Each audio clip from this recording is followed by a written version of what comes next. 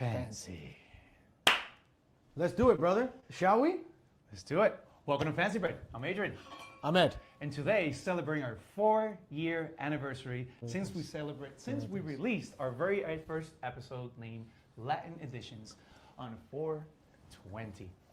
So let's have that up. Celebrate. And today, as always, chapter marks will be delivered on the bottom part. So check those out if you want to skip through those. Since, as always, we do have 2 topics each to talk about. And I will start with our 4-year anniversary. Salud, by brother. answering some of those frequently asked questions that we have gotten throughout these 4 years. Salud. Holy shit. 4 years, brother. 4 years. We made it, man. You know what that reminds me of? What? I'm so happy we started the show that way. Drinking champagne or drinking wine. Yeah. Because it's kind of like a toast, right? Let me grab the... I think it'll be more symbolic if I grab it and do this, right? There you go. So this is symbolic, right? We've been doing this for 4 years. And I feel like this is a good moment for me to come to realizations. And I feel like I need to be more positive. I feel like positivity is lacking in my expression. So I feel like I need to incorporate some positivity. Really? I said to myself, Edwin, you need to be positive. Positive. Positive. You know what I realized? I am positive. I'm positive that I fucking hate so many things about the way people act in restaurants. The reason I started it like this way is because I'm drinking wine and there's a guy who came in. Yeah. He opened up the wine list and he goes, "Oh, your wine prices are offensive." And I'm like, what the fuck do you want me to do about that? I don't have any control over the wine prices. Oh, no, I collect wine. I've been doing it for decades. This is offensive. And then I thought to myself, okay, so if you've been collecting wine for decades, then you understand that when you go to a restaurant, there's a markup on wines. I mean, it's pretty classic. So basically what that amounts to is that you opened up the wine list to complain about something that you already know is in place, that you understand the dynamics of, but you still chose to complain about it. My point is, if you don't like the price of something, wine-wise, food-wise, just don't fucking order it. I've got nothing to do with that. And furthermore, corkage fees. Now, those who don't know what corkage fee is, Please. it's when you bring in a bottle of wine to the restaurant and you want to drink it there and you want us to open it for you so you can have it. So the price that we charge you for that bottle, usually something kind of light, is called a corkage fee. The restaurant needs to make money somehow, right? Now, I don't know how you feel, but sometimes guests can be pretty obnoxious about corkage. Yes, they can. Like, if it was up to me, I would make corkage fees $200 to lower, give someone less incentive to bring a bottle of wine to the restaurant. First of all, I don't see why you would do that. I know people are going to be like, oh, you want to celebrate? No. I think that's better held privately. You open it with your friends at home or at a private event. Don't come enjoy a bottle of wine to celebrate amongst a bunch of strangers. That doesn't make any sense. That's like me going to a fucking barber shop, sitting down and cutting my own hair. Like, that doesn't make any sense. You come to consume and be taken care of, but don't come and complain about wine. Like I said, if it's up to me, I would make corkage $3,000. I don't care. Stop bringing your own bottles of wine to the restaurant. Yeah. But some people would say, oh, but this is the bottle that I like. And I just want to make sure that I enjoy that because that's the bottle that I like to have with a steak. Have that at home? That's too fucking bad. You know, I'm pretty sure as a wine connoisseur that you can find an alternative at the restaurant that can also satisfy you. But don't be obnoxious and bring 2-3 bottles of wine. You as a wine connoisseur, you know all these things. You know that restaurants have corkages. You know that restaurants have limits. And you also know that if you bring a bottle, this is another rule of corkage fee, you're not allowed, generally speaking, as a guest, to bring a bottle of wine that the restaurant already sells. So the restaurant sells X California, you can't bring X California to the restaurant. You're not allowed to open it. And Some guests try to skew around that by saying, Vintage. "Oh, I have 2005, and vintage you only have 2011." Right. And 2005 is a year when it rains sideways, so it just has that specialty. Come on, bro. if it says California X, you can't bring it to the restaurant. That's how it is. You as a wine person, you should know that. Yeah. So I got to be more positive. Now, funny that you mentioned that because I will bring it to a close later on to the fact that we are in the business of hospitality. Yeah. And it is the business aspect that keeps the lights on, but it is the hospitality aspect that keeps us going. Now, of course, we do have corkage fees because some guests want to do that. And the guests that want to do that, well, they can pay for that. And they're not bothered by the fact that that has to happen. Because if you want to have it your way, we always say, you want to stay, you got to pay. Yes. Are we having an issue with audio or? Jeremy said, "Stop swirling. You make us dizzy." Oh, I'm swirling. you're swirling I'm too much? swirling. Thank you, Jeremy. Great notes. Jeremy likes to give good feedback. Jeremy, why don't you watch and shut up? Huh? Yeah, How's that give sound? a little spin for Jeremy. Actually, careful with the wine on the back. I see it. How about you watch and shut up, man? I haven't been in a swivel chair in fucking 5 years. Let me swivel. He So, thinks, so to the point being, depending on the day, depending how you ask, and depending how you take it, yes, you can do these things, but they're not meant for you to do so. Because again, we are a business of hospitality. And you should know better than if you're bringing those bottles of wine like this gentleman mentioned here, then you already know how the game is. So you know you're being rude. And if you don't mind paying, then you're welcome to do so. right, you don't cherry pick, right? Don't call yourself a connoisseur when all you understand is what you consume. If you're a connoisseur of something, you understand every aspect, or at least a little bit of every aspect of it. You know, since I was going into frequently asked questions, one of the ones I'm going to answer right now is, how do you pick your topics? Because people constantly ask me, what are you guys going to talk about on the show? And I tell them, well, the funny part is that our show is kind of like improv. The same way that serving in a restaurant is like improv. You can have 2, 3, 4 guests show up wearing a beautiful, outfit and then be the worst people you can ever imagine, right? Or you can have people that are just having a good time and then suddenly one guest starts crying. How are you going to deal with that? So in a way, we keep it the same. So I don't know what Ed wants to talk about when he comes in. We just know that I bring 2 things and he brings 2 things. And we just flow and see how that goes, just like how it is in a restaurant. And whenever we have guests, they either flow with us or it's because we decided to make it a big topic of something that we've been passionate about. I think what most of that question asks is, how do we come up with the topics themselves? Yeah. Now, personally, the way I come up with topics is when I'm on my days off. It happens at work a lot. I'll see something at work and I'll write it down. Yep. But where I get a lot of my material is from when I go out to eat. When I go out to eat, and I'll be sitting at my table and I'll overhear the table next to me, or I'll see something, because with restaurant brains, you can't ever turn it off. So when I walk into a restaurant, I see everything. I don't care about most of the things I see, but I still see them. I see the silverware, and I see the servers, and I see the bartenders, and I hear the noises, and I hear the conversations. And personally, it doesn't affect me, but I still see them. Yeah, and you get so much material. I still have accounts of them. And a lot of those things, I'll be like, that's a great thing to talk about, because I'm outside of my job and I'm a guest with a restaurant brain, so I get both sides of it. Yeah. So tonight I'll go somewhere to eat, and I guarantee you I'll get 2 or 3 I'll things. find something to write about and then bring It's it on to my the phone. show. I'll get 2 or 3 things. Sometimes it makes it, sometimes it doesn't. I usually like to write things down like a menu, and depending on what we talk about, I'm like, oh, that goes into what I mentioned, and it just kind of keeps flowing, because again, it's like improv. We just gotta keep taking it as we go. And thank you for that, cutting me out to do that. And since you also mentioned how we choose our topics, who is this for? Well, this show usually has been enjoyed. Currently we are almost at 9,000 followers. Looking forward to passing that benchmark in Instagram.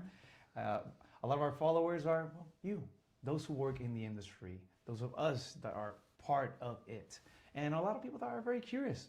We've also had a lot of business owners that are also checking out the show, and a lot of chefs, corporate, etc. A big win that I like to share, I'm very proud of, is that we had here on the show a chef called Pedro Medeiros, who, when he came here, he just closed his first restaurant and was looking into opening his second.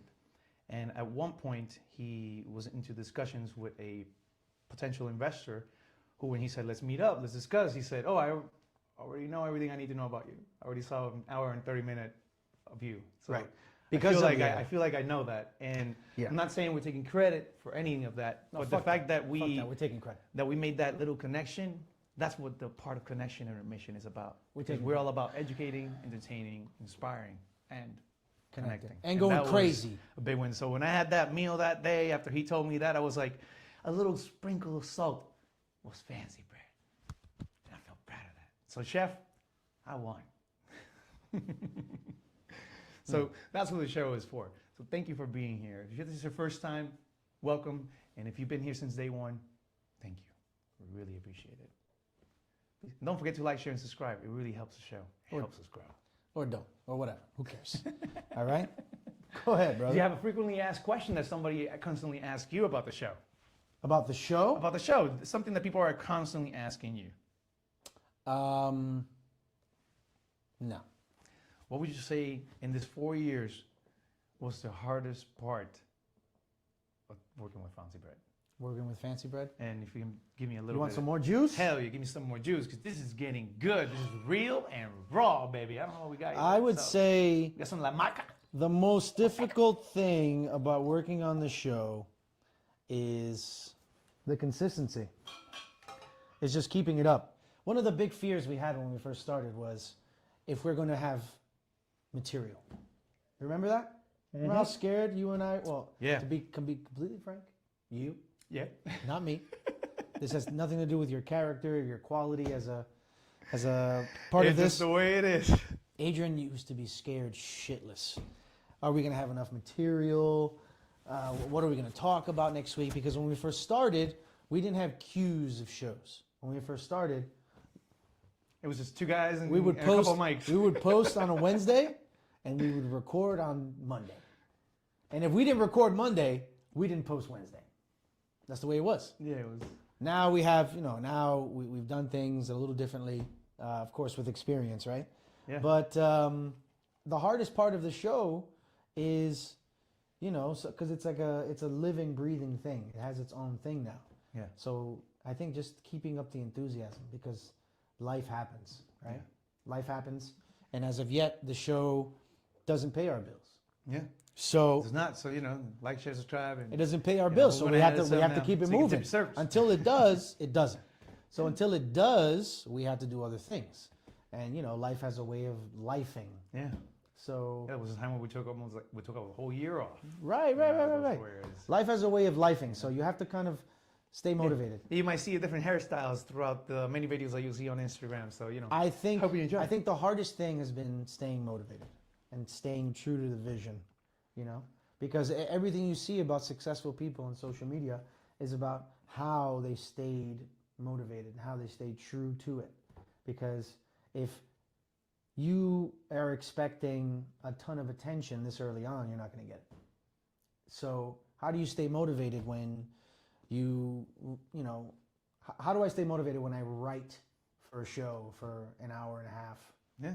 And then all of those clips from that show get no attention. How where's the pat on the back? There is none. There's none. You have to do it to yourself. Yeah. You have to say to yourself, I'm going to keep going, I'm going to keep going, I'm going to keep going. So staying motivated. Yeah. The classic grind of the budding social media content creator. Yeah. That's been pretty much it. Yeah. It is definitely a journey and one that it shows you who you truly are, and we definitely enjoyed it. It has its ups and downs. To me, it was becoming a leader, because we spoke on the show the many times that in our server careers we have been offered positions of management, which you took at the time. I took training and stuff, and we've always spoke about the golden cuffs, right? So we never took that, and it's funny that. In my country, they say, a quien no le gusta la sopa, se le dan dos tazas. Who doesn't like soup gets 2 cups. And oh boy, did I get 2 cups, because now I have to manage, lead. I have an editor, and I'm so glad that we have an editor. Thank you so much, brother. I'm so happy with my team. We have our production manager there, Erica, Rica. Sad said, you guys are quite creative in picking topics and love your hospitality in every element. Who is that? That's Sad, our editor. You're quite creative in picking your topics. Tell Sad to stop ChatGPTing his fucking comments, bro. That was the most generic. Be a little bit more genuine, baby. That Put was it on the hot. Sad, that was the most generic shit I've ever heard. Okay. Go ahead, continue. No. So then with that, I have a question is, What's up? and this is going to be a funny one. What could you tell yourself 4 years ago if you could? 4 years ago, if I could, Yeah. sell your Dogecoin. That shit hit its peak. Sell your Doge. What else? Oh, as it pertains to the show? It could be anything. It doesn't matter. We could be preparing for the show.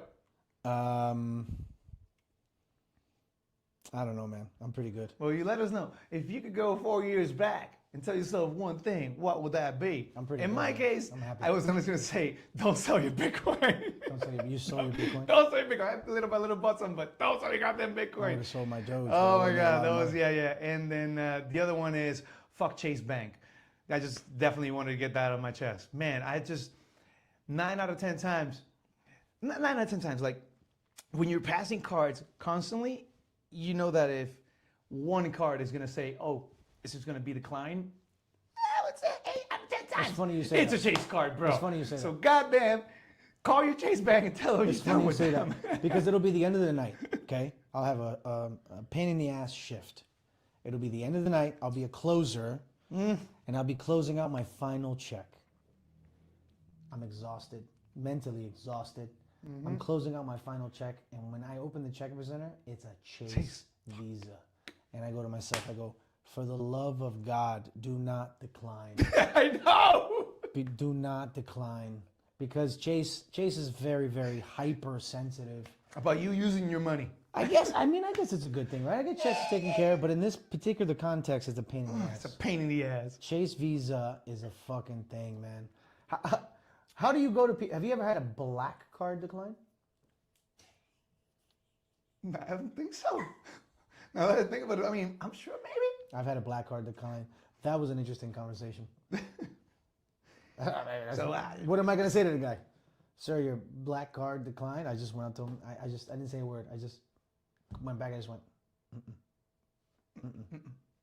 I couldn't say it. I couldn't even say it. Because he knows. It's like, Black card decline. I was like, you did something wrong, sir.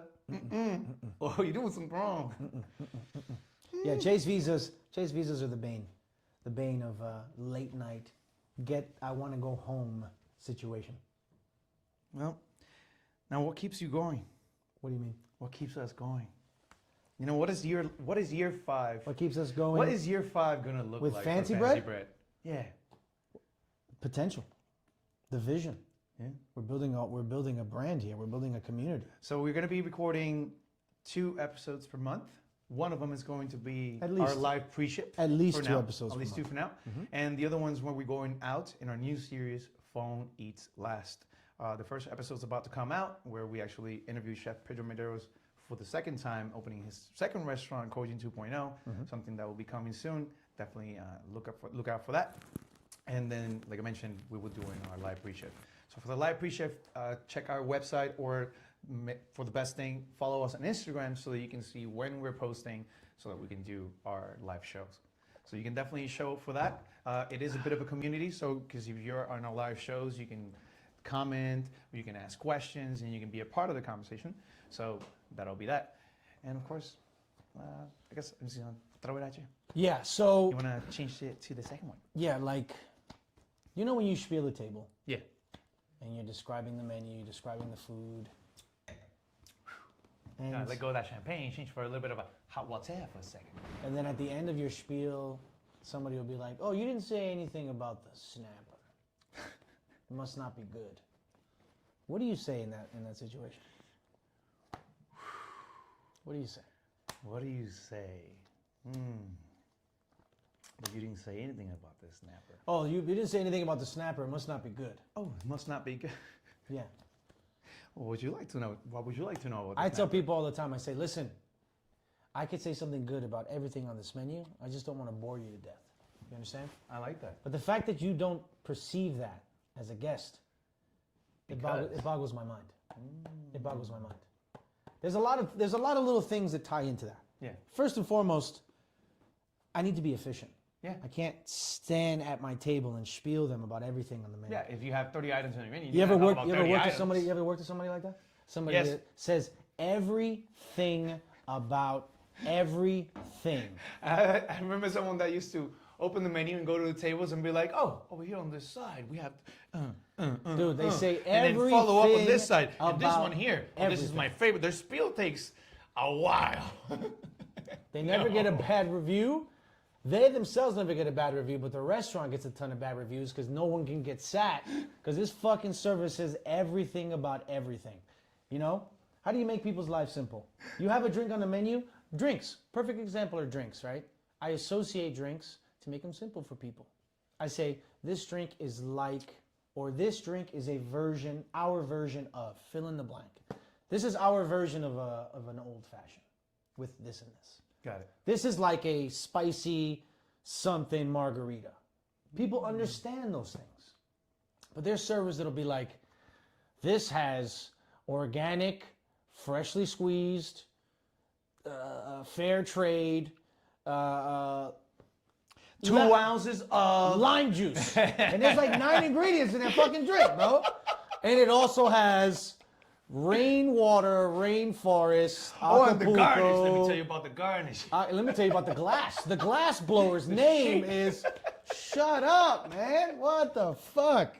So like, there's that thing, right? So you're trying to be efficient. You can't gotta do all make that. people's. The reason I don't say everything on the menu, and no one should, is because you got to keep it simple. You got to be efficient, and that plays into role. That comes into play a lot if you have a restaurant where the tables are close together, right? Yeah. If the tables are close together and I just spiel this table, the next time I spiel the table next to them, I like to change it up a little bit. Because I want the original table to feel like, oh, he's not a robot, you know? Yeah. In which case I already said, but it happened to me. It happened to me. Yeah.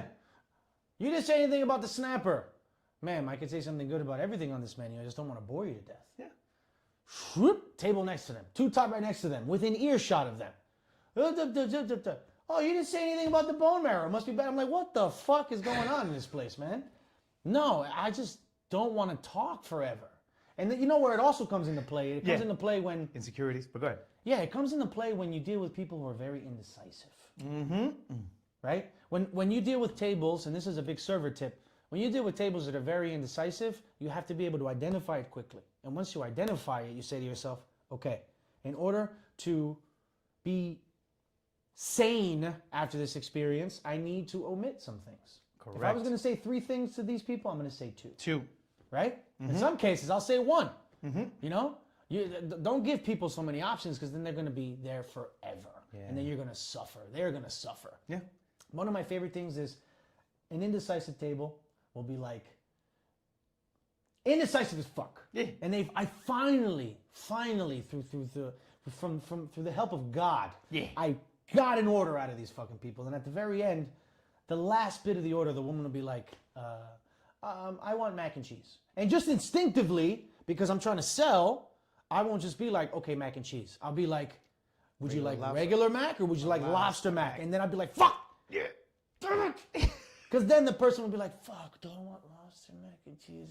I'll be like, fuck, I did this shit to myself, man. You can't do that. You can't do that. So, yeah. If you want to move it along, You gotta be stop efficient. giving options. You, gotta gotta be be efficient. You gotta read your table, and you have to understand that some guests do want that confirmation that what they order is nice. It's like when you made that joke about I'm gonna do the steak. Oh, the steak, very nice, from this particular farm, yada yada. That fish, line caught, and the chicken, all right, the chicken. Some people just need that confirmation. It's unfortunate. The worst are when they say, hey, Clara, what you order? Why do people do that? Why the fuck you do that? I don't Like, understand why oh, you you do got the steak? Yeah, I'll have the chicken then. I don't understand why people do that. Yeah. Would you like something to drink? I'll be like, what are you drinking? And then they'll be like, what did you get? What the fuck does it matter? No. Back What here. does it matter? Just order your drink, man. Or what about this? What about when No, but people... go ahead. What about when you ask people if they want another drink? Yeah. And they go through this whole thing. Oh no. They go through this whole thing. Would you like another drink, sir? Shit, man. I really shouldn't. I don't think. I do a different one. I do usually the same one or something different. Yeah, I do that Right? too. Yeah, yeah. And then at first, because I just don't even want to engage, I would just do the baseball. I would be like, yeah. and just walk away. Yeah, yeah. And if they're like, and then later I will come. Why is that I'll be the like, baseball? well, the same one or something different. Why is that the baseball? Because in baseball it's just signals like. Okay, you do the that wasn't signals, clear. and it's like if you're gonna throw a ball. Signs, yeah, signs. signs. So this is the sign, and then after that, then the second one is, would you like the same one or something different? And if they hesitate for a little bit, I'll make a recommendation based on what they're gonna have. So if they're gonna have the Branzino, for example, I'd be like, oh, the Sauvignon Blanc's gonna be nice. Or the Chardonnay is gonna accentuate the butteriness to it, and then be like, oh yeah. So you're already telling them what a good choice is, so they'll be moving forward from that. That's what I tend to. Yeah. If I sense that hesitation, because it's all about moving it along, Right. especially on the weekends. We're gonna get to that in a second. Right, because it's a psychological trick. If I want somebody to get another drink, I'll be like, would you like me to refresh that for you? Or are you staying with this, or would you like to try something else? But if I want to move it along, I'll throw in the word another one. Another one is a big psychological roadblock. Would you like another drink? Shit, I don't want. Should I have one? I used to work in a restaurant where they say you can't use the word another. You have to use fresh. May I freshen up your cocktail? That was the word they wanted us to use. May I refresh your cocktail? May I offer a fresh cocktail? Not use the word another, because in people's mind it would make them count. That was what they told us. No. So verbatim, we were asked to use that particular I can't word. do it. I can't do it. Of course. Automated, at the end of the day, it's your stage. You do what you want to do. Automated, and as long as you deliver the automated results, spiels, I can't do. you will be okay. I can't do automated spiels, man. I really can't. Now that brings me, I'm sure if you want to close that up. Because it actually ties into my second topic, which is weekend warriors versus weekday philosophers. This says those who are in the weeds versus those who have time to breed. And which one actually makes breed or breathe? Or breathe. And difference which there. one actually makes more money? That's surprising. So I'd like to talk about some pros and cons to those that work on the week versus those that work on the weekends. Right? So you're talking about employees, servers, or Employees, whatever, bartenders, servers. whatever. Yeah, let's go with servers, because we have a lot of servers in our midst. Because again, this is a restaurant and hospitality podcast, and we are two servers with over 20 years of experience. At this point, I have 21 years, and you have over 10 years as well. So Yeah, bro. we've been on the game for a while. We do have an episode, Why Be a Server? Link will be in the description below, so you can check that out and hear our stories as to how we got to where we are. But moving into that, so of course we have the weekend case. It's the high energy, high reward. You have money, but you also have chaos. You have tables flipped, you have mistakes happens, but you earn your stripes. And you find who people are a weekend Saturday night in the middle of a rush.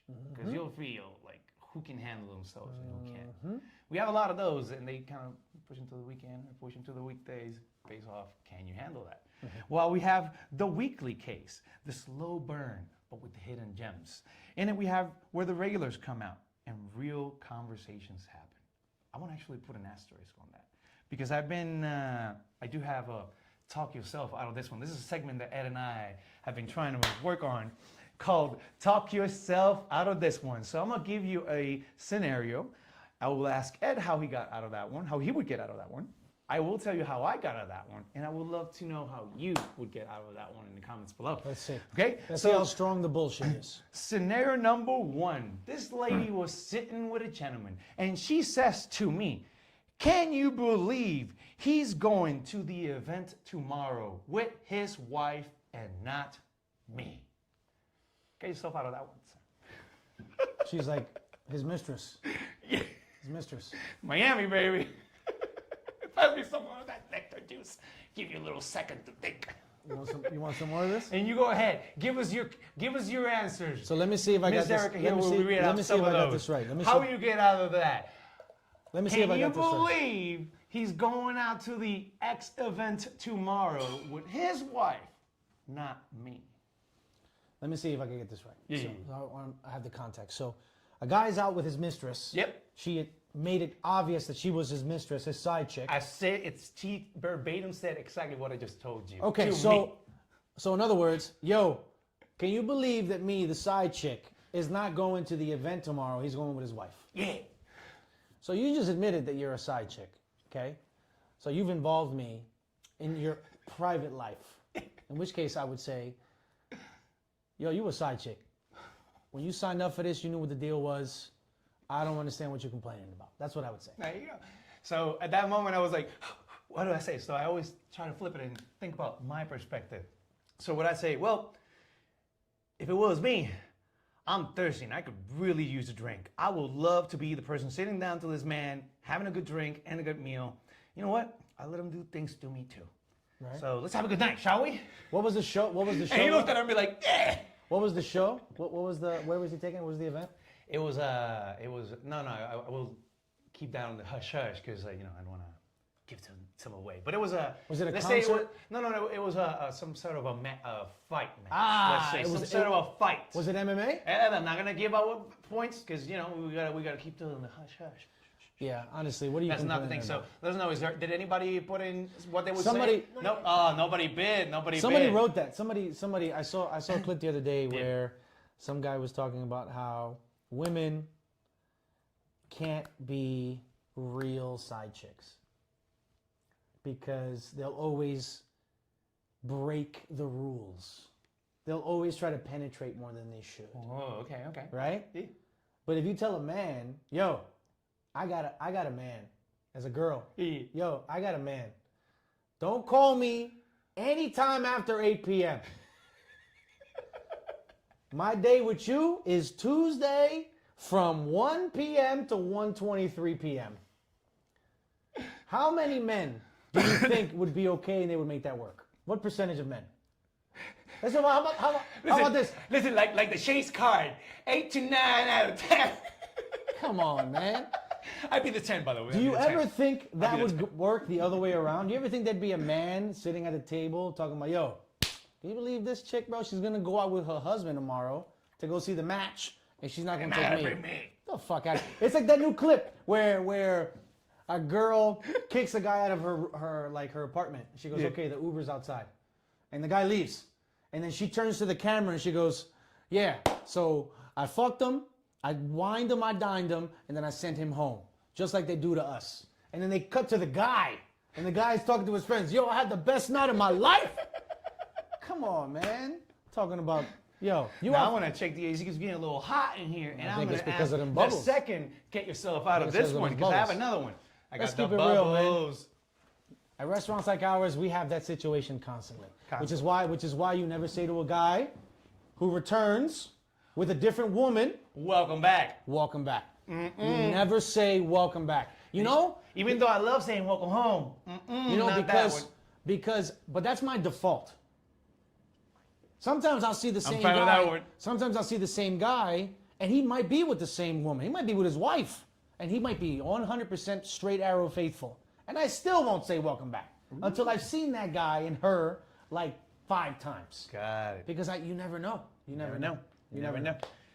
Honestly. If you zoom, you lose. Perfect. Now, moving on. you The got? second one on Go ahead. talk yourself out of this one. A guest, female, is with her friends. It's a 5-top. 5 females. All girls. The lady who's, shedding a tear or two, it's her birthday. Talk yourself out of this one. How you bring this guest bring it back up. The birthday girl starts crying. The birthday girl's just, starts crying. Are they tears of joy or are they tears of sadness? No. You know when a girl's crying. You don't want to see a girl crying on her birthday. Come on. I don't give a shit if she's crying on her birthday. That's not my problem. Is this something we did? No? Okay. Are they sweet? Yeah. They're sweet. Yeah. 5 girls just having a birthday, celebrating her friend's birthday. But they're very sweet. Yeah. So if the birthday girl's crying, that's easy. There's no reason to talk your way out of it. You didn't really do anything. Yeah.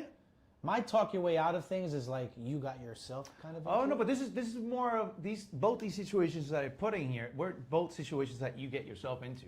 They're both situations that are brought up by the guest, and you say to yourself, well, how do I flip this into a better situation? That one's simple. Everybody knows the answer to that one. You pour them some Prosecco. You send them some kind of novelty shot. Regardless of what you do in that instance with drinks, afterwards you send them some dessert. That's an easy one. There you go. There you go. That's easy. Well, to me, I did a little three-step process. This happened to me last night as well, actually. So, I'm just going to share that with you. Mm-hmm. 5 girls, birthday girls, started shedding some tears. First thing I did, go get some black napkins so that she can, pretty girl can't ruin her makeup. You got to take care of that, right? Mm-hmm. And after that, I asked them, like, oh, where's some of you girls coming from? Oh, we're coming from all over. We're coming from here. We're coming from there. I'm like, wait. So you're all coming here to celebrate her birthday? Oh, my shit. Damn, well, awesome, right? You pat them up a little bit. Listen, take your time. All right, there's no absolutely no rush. Right? So those are little things that you can actually do. As soon as you brought that app and they started smiling, I'll be like, ooh, that's a different face from earlier. They start smiling, brightens it up a little again. And then you finish it up with a lovely dessert as well. So you can always bring those back up, That's make a sure lot, they have bro. a wonderful time. That's a lot. Hey, listen, I know that's a lot, but tell you, the face That's a that lot. those 5 girls had at the end of the night was not the same face it had at that moment, right? Right, because if And I guess that's what I did to That got not sad, necessarily talk myself out of this one, but to definitely turn that experience into one that they would say that was an awesome experience. I don't know, man. I don't know. In that case, I mean, we didn't do anything wrong. Yeah. I'm not, they're grown women. I'm not here to baby anybody. Perfect. We'll have some more of those coming soon for you. Did anybody bite on that one? The girls crying? No?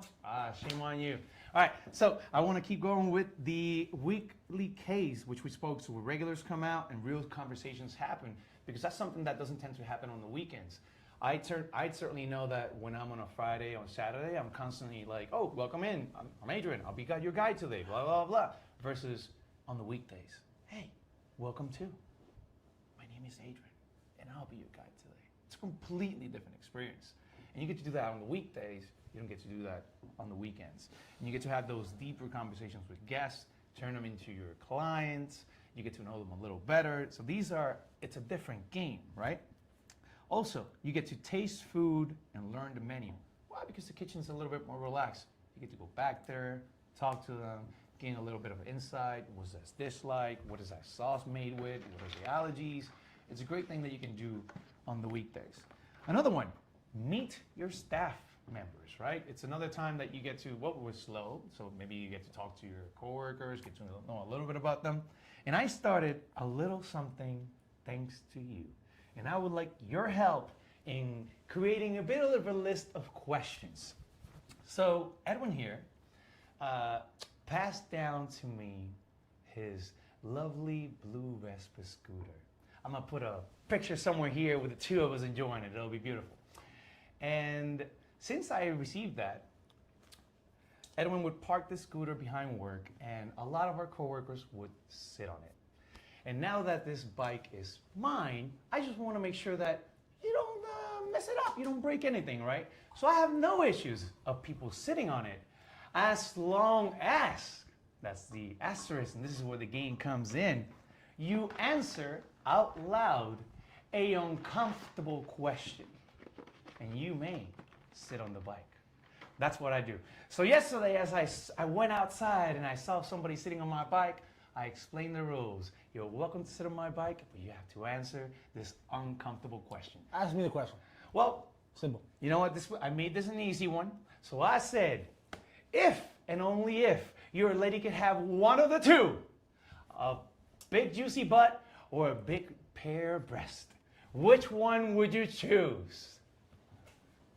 And I ain't answering because it's my chair. And you asked, so. But, bro, that's simple. There you go. A big, juicy butt. So that was a simple one. But you can tell where this is going. So I appreciate your help. If you give me all those uncomfortable questions that nobody wants to know the answer to, but you must answer because you sat on the chair. I don't have any problems with you sitting on the bike. Just know we're going to get to know ourselves a little bit better. So, do you have a question for me for the next person that sits on the bike? No. Do you have a question for the next person that sits on the bike? Please let us know in the comments below. I will definitely be using those. Now, moving that on, of course, meeting the staff. Finally, the weekdays, you become a better server. You know, that's the opportunity that you have to really... Weekdays, you're a better server? Weekdays, you can become a better server. It's a time that you get to talk to others, you learn from others, you practice your skills. You're saying you use the Exactly. weekdays to improve Yeah. for the weekends. That could be a way to say Weekdays are like training. Not necessarily, because weekdays are a different kind of beast. Like I said, on the weekends, you're not asking people where you're from, what's going on, what's your company like, what brings you to out. You could. Diners. Real not diners. a lot more time. Real right? diners dine on weekdays. Yeah. For the most part. Yeah. Weekdays. Because experienced diners know that if they go to eat somewhere on a weekend, usually the service isn't as good. It's an unspoken thing. If you go eat to a busy restaurant on a weekend, when they are the busiest, then you are accepting that the service isn't going to be as good had you gone on a lighter day. Yeah. You know, that's the truth. I use weekdays. For me, it's a little different. Yeah. I don't really give a shit about all that. The way I think of it is warming up. Warming up. If the first day of work for me happened to be a Saturday after 2 days off, Yeah. I feel like I would suffer a lot, as I think anybody would. So I use the weekdays before the weekend as a warm-up. As a warm-up. I'm like, okay, I start polishing, I start oiling the engine, all right? Because I was like, polishing what? I start oiling the engine, I start polishing, and then when you come in Friday night, you turn it on and you're ready to go. I like serving people on weekends better because usually it flies by. There's a little more money involved. You got it. There's a little more money. Yeah, there's a little more money involved, and things go a little faster. Weekdays are cool because you get real diners. You get to connect with people a little more. But there's less money, generally speaking. You could have a killer Monday, Tuesday, Wednesday, Thursday at our restaurant, especially killer. Yeah. But you take care of more people Friday and Saturday. So Listen, more you say it was opportunity. Monday. I had 4 tables and I sold about 14K. Yeah, but we don't work at a regular. I know, but the whole point is, hey, listen, I had We don't work at a a regular I restaurant. had a beast. That's a whole nother story because I don't want to talk about touchdowns. Say that baby. louder again. Say that loud. Beast. Say that. No. Say that loud. Touchdown? No. I scored a touchdown. How many tables? How much money? About 4 tables, about 14K. Right. Yeah. So that's But it was 30. mostly, and it was mostly Yeah. one table. That's Because $3,500 could a table. change your day. That's $3,500 a table. That's not normal. We don't work in a normal place. That's not normal. Right. So, one little point of view that I would like to share is that throughout the weekend, the business aspect of the restaurant is highlighted a little bit more. While on the weekday aspect of it, the hospitality part is highlighted a little bit more. That's kind of the point to that. Now, a couple of questions of it. Which one makes more money? The person that works on the weekends or the person that works on the weekdays? Weekends. Weekends? Weekends. 10 out of 10? 10 out of 10. You think so? Yeah. Let us know what you think. Is it the case in your restaurant that 100%. you guys make more money on Same the amount weekends of than on days, the though? weekdays? Same amount of days? Are we talking about Let's say 5 let's say weekdays somebody and that 2 weekends? works. Let's say somebody that works 3 week, the whole weekend, Friday, Saturday, Sunday, and somebody who works Monday to Oh, so Thursday. you're counting Sunday as well. Yeah, let's do weekends. Weekends, and weekdays. 100%. Weekends, 100%. 100%. The only way that would compete is if you worked 3 days, Friday, Saturday, Sunday. We call that the weekend, which technically it is. I'm just saying that Sunday tends to be a little slower than Friday and Saturday. So you think that somebody that works Sunday to Thursday couldn't make as much as someone that's working Friday, Saturday? I think if you're working Monday through Thursday, Yeah, you could maybe compete with a Friday through Sunday. you definitely could. Maybe. But that would depend on The kind of restaurant. not just the kind of restaurant, but also the skills that you provide and the service that you provide. I mean, we're assuming that course. people know what the fuck they're doing. I mean, yeah, if you're fancy bread, we assume that you know what We you're assume- doing. we assume Or we that know you're what here we're to learn and expand. Now, which one builds more hospitality skills? The one that works on the weekends or the Ooh. one that works on the weekdays? Ooh, see, that's a good question. I would argue that when it's busiest, you hone hospitality skills more. Yeah. Yeah. There are a lot of servers out there Yeah. who can't stand it when it's slow. There's a lot of servers that fuck up the most when it's slow. Yeah, yeah. Because they're used to, that stress, just going. I feel like when the fire's the hottest, that's when you strengthen the metal the most. You know what I mean? It is very common. Yeah. Like that's how you actually put things to practice, and then you hone them. It's like weekday is the practice, but you have to implement those practices, those things you learn in practice during the game. And during the game is Friday and Saturday. Right. And I think that's when you can really, really, really, like, that fire of a busy, stressful night is when you really, just like you said, you really see who you're working with. Yeah. You really see who you're working with. I would like to say that, again, it's something that you kind of have to go back and forth with and kind of work. But definitely, I believe that working on the weekdays builds a lot more hospitality. It's a lot more different than when you go to a table and you have the time to take 5 steps, lean down, take things without them noticing. It's a completely different vibe than when you're going and grabbing things. But you see, that's where I disagree. Yeah. Because during the weekdays when it's hectic, I purposely always say to myself, I can't go to a table with hectic energy. No. I have to, even if I'm feeling hectic, there's a moment where I say to myself, a second before I say hello to this table or talk to this table, I need to calm myself. Yep. And I need to talk to them in a calm voice. And I need to make them understand that it's crazy in here, but I got it together. It's like we said a long time ago. What did we call that? The bird on the water? What do we call that? Oh, yeah, like the swan. Like the swan.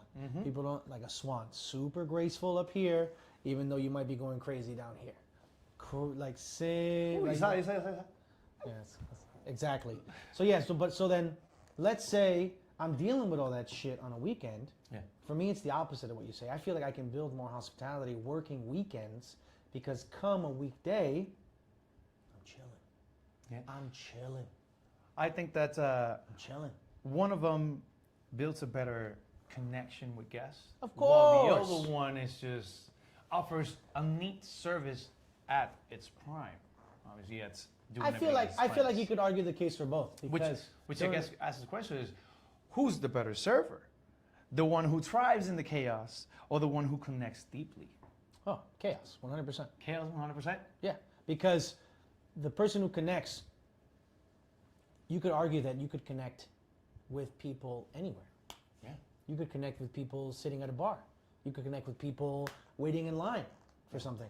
You could use those social skills that you use. The only difference is, the particular difference is that those people are sitting down and they've got all their attention on you for a moment. Got it. And they can't go anywhere. Perfect. They're not there for anything but to experience the restaurant. And in some cases, in that particular case, they would see you as part of the restaurant experience. So you have the potential to connect with them. But that social skill that server could employ to connect with those people, you can use anywhere. So what I would But like you to can't say- use those same skills on a Friday or Saturday. Yeah, I feel you. How do you connect with people when the environment is hectic? How do you make these people feel like they're in a bubble?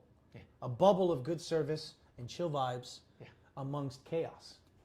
I feel like that makes a better server. To me, that comes with tempo, and it's what I would like for you to take away from this. That the tempo, when you're working on the weekend, it's a lot more fast-paced. And even though you are at a fast-paced, apologies, you still want to go ahead. Let me use some more wine. Let me get some of that.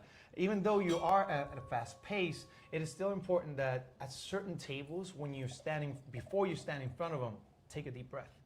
That's usually why... Or deep breathe. Or deep breathe. That's usually what we do here when we start the show. We take 2 deep breaths because we really want to Calm the vibe. me down, I guess, because again, it's about the tempo that you're in. So if you're on the weekend, yes, it's okay for you to have a bit more energy, but on the weekdays, take that extra deep breath and just take control of your table. And I'm going to leave it with the last one. Sure. And this is a question for all of you. Would you rather be exhausted and paid or rested and a little bit broke? That's the classic question.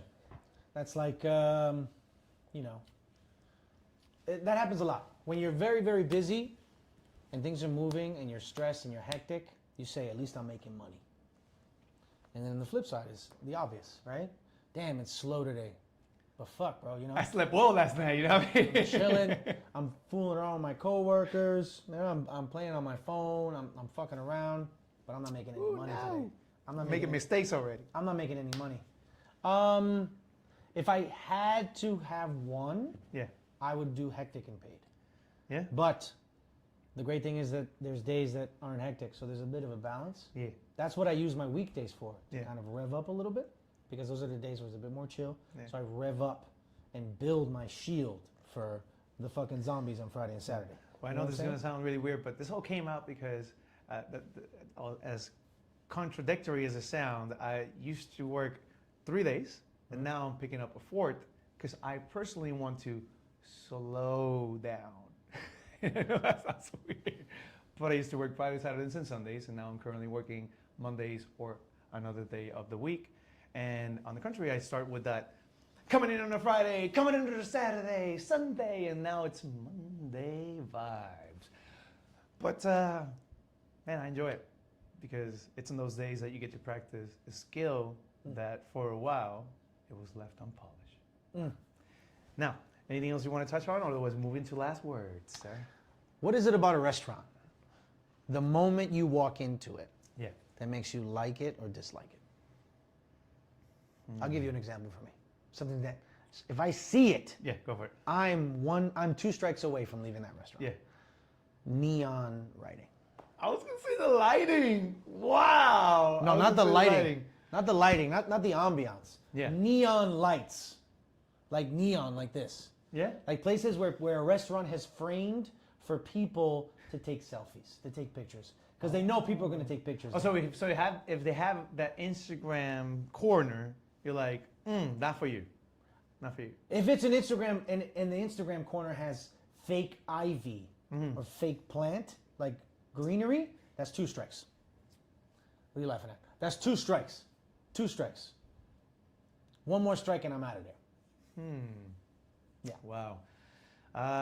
Since you said when I walk in, it's concerning to me, it's the lighting. Because I believe, and I want to make an episode where I've been begging to someone in the lighting expertise to come to our show and talk about lighting. Because I believe that the tone of the light in which you come to a restaurant plays a huge role.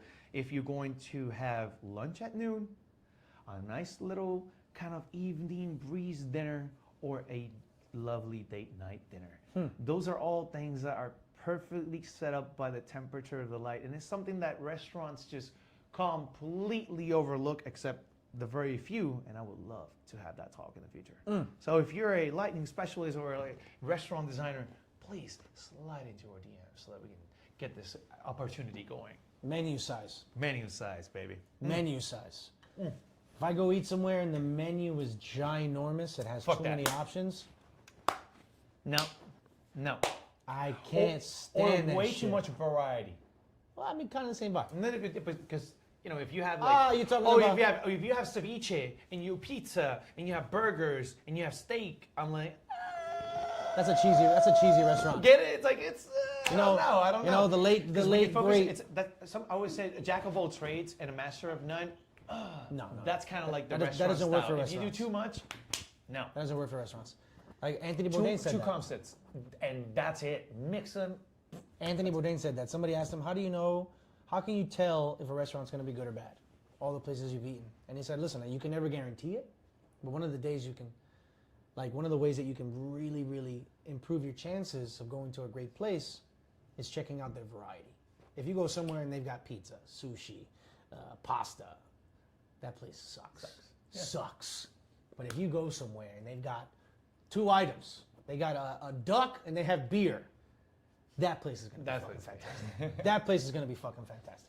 So menu, Less is more. it's like, yes, you can't have 4 options. You can't have too few. Yeah. But I feel like it's a bigger sin to have too many. Yeah. To have too many. Like there's this place in Miami. Yeah. They have 3 things. Yeah. They have a lasagna. Yeah. They have a pesto lasagna. And they have tiramisu.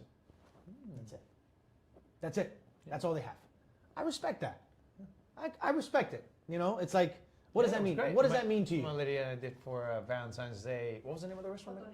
Cotoleta. Oh, And, Cotoleta. Yeah, and they just had the veal palm, the pasta to the sides, and honestly, it was delicious. And their food cost must be phenomenal. You know what I mean? Like all the buy is veal. I mean, come on. Right. So definitely those restaurants are on the bright side. Oh, and I was going to say bread. Bread? Bread. The bread at a restaurant. Yeah, that means a lot. The bread at a restaurant means a lot. It means a lot. You know, that's also another reason why fancy bread, in a way, is fancy bread, because bread is something that you can find in any restaurant, in any shape or form, because something is going to have a little bit of, grain and what? It's going to happen. Somebody has plantillas, somebody has bread, Who's got your somebody favorite? has pita. Who's got your favorite bread? Somebody it's so difficult because I So love at the top of your I love head, bread. what's a Pizza. bread at a Pizza. restaurant? If you want because you once said what would be your death row meal, and you were like you said it was a dry aged New York and green spinach. To me, pizza. No, okay, but I'm down. what restaurant has your favorite bread? It doesn't have to be your favorite. What restaurant has? I have so many breads. Comes up. Give me one. Top of the head. Yeah, that's what I'm asking. And not just because I worked there, and we had so many of those during COVID. When we show them, we got juicy eating that bread. They have We a got bread basket. juicy. L'Atelier has good bread, man. We got juicy eating that bread. So L'Atelier has- careful with that bread. So I have one at the top of my head is my favorite. Trust me, no, it's I have a couple. yeah. I have 2 honorable mentions and one that just is at the top of my list right now, and that could change any day. Yeah. That could change. Today's Tuesday. That could change tomorrow. Yeah. But they're all up there. Have you ever been to Zitsum in Coral Gables? Sisam. Zitsum? You been to Zitsum? Yeah, I've been. So Zitsum has like this Bing bread, they call it. Yeah. It's got like a seaweed honey butter. Gangster. That's pretty good. Delicious. Gangster. The bread at Walrus Rodeo. All of their bread. Yeah. Right? But mostly that loaf of bread they throw into the oven. It comes out boiling. That shit is hot. Yeah. It comes out hot. Yeah. That it comes with the bone marrow. It comes with the salad, with the stracciatella. Unbelievable. But still, for me, the top, and this is cheesy, is the bread at Prime Italian. That's still my favorite bread. Coming in The bread at Prime paper, Italian. and you It's a open it loaf. up. It's like an Italian loaf Yeah. that's been like cut into pieces. Like they've like scored it. It comes in the aluminum wrap. Garlic, butter, cheese, and it comes in hot in aluminum foil. And they It's give you a nice. side of warm marinara. It was nice. Coño! It was good bread. That bread is good, man. I haven't had it in a long time, but that bread is good. There you go. Everybody has their own. Last words? Do we have anybody that commented, had a good question, so that we can share our last words? Anything you want to say before we let it go? Thank you for comments. But no questions. Well, thank you everybody for joining us today, and I'm just going to go ahead and to go. Go close ahead, brother. it today. You know, it's funny. I would like to find this video, and I would like hopefully your help. I'm going to look for it, and perhaps your help.